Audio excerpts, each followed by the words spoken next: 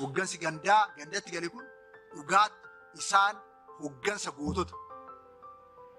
Uummanni keenya ganda isaa keessatti waan isaaf dhufe galee fi socho'ee bahee simatee waajjira yeroo gabaabaatti waajjira sirreessee bakka isaan jiraatan sirreessee karaa qabsiisuuf akkaataan inni itti deeme dhugaatti raajidha.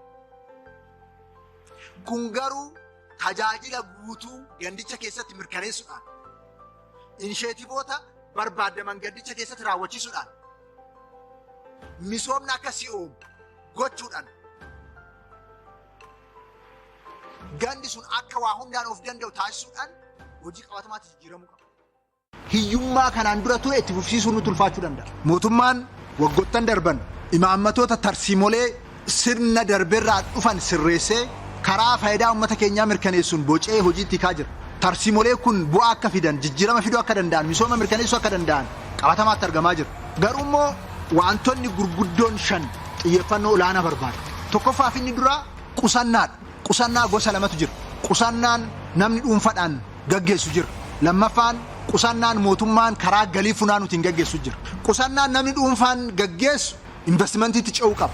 Qusannaan mootummaan karaa galiitiin walitti qabu misooma dinagdeef hawaasummaatti ce'uutu irra jiraata.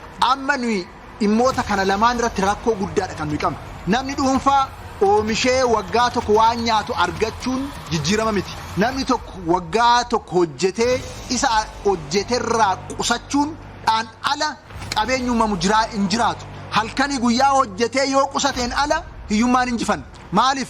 Lakkoofsi uummata keenyaa waggaa waggaadhaan ariitiidhaan dabalaa jira. Haalli qilleensa addunyaa jijjiiramaa jira. Gatiin addunyaa irratti jijjiiramaa jira. Kana dandamachuu kan dandeenyu akka nama dhuunfaatti namni tokkoon isaa jabaatee yoo qusatee investimentiitti yoo ce'e nuyi aadaan qusannaa keenya maal fakkaata?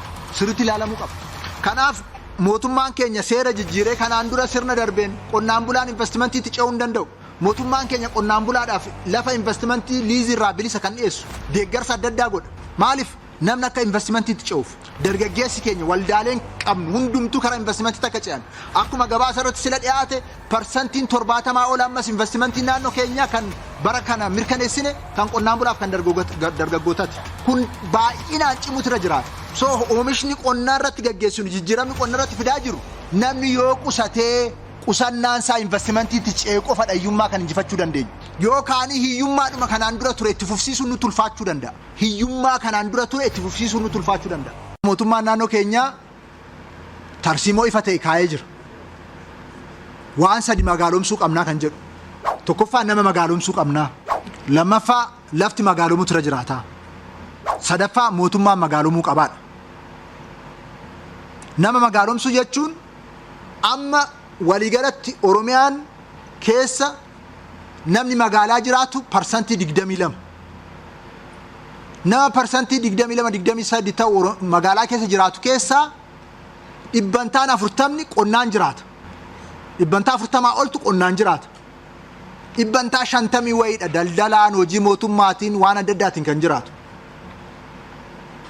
So magaalaa jenna malee magaalaa miti jechuudha. So nama magaaloomsuu qabnaadha. Nu immoo magaalota keenya Oromoo akka urgaan barbaanna. Uummanni Oromoo akka magaaloomu barbaanna. Magaalaan kanaan dura diina uummata keenyatti kan turte. Bakka namni keenyatti hidhamu, bakka namni keenyatti mirgi isaa sarbamu, bakka warri isa bitan itti jiraatanidha magaalaan. Amma magaalaa uummanni keenya keessa jiraatuudha kan akka ijaaramu barbaanna. Isaaf namni keenya magaaloomuu qabaadha.